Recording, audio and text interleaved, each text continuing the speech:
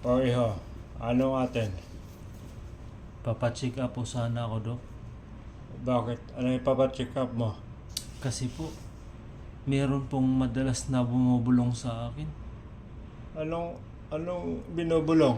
Madami po, Dok. Hindi ko po maintindihan. Hindi ka kaya nalipasan ng gutom? Hindi naman, Dok. Nasa tamang oras naman ako pag kumain. Ay, gano'n? Pero kaninang umaga, ay kagabi tsaka kaninang umaga, wala na. Ay, baka may, ano ininom mong gamot? Wala naman, Dok. Siguro po, Ah, mula nung nag-away kami. mag-away kayo? Upo. Nainis po kasi ako eh. Patulog na ako nung isang gabi. Bulong pa rin ang bulong. Sobrang inis ko po, pinagalitan ko. Tampo. Ay, madala ka na nga, iho. Samantalo yung kanila pumunta.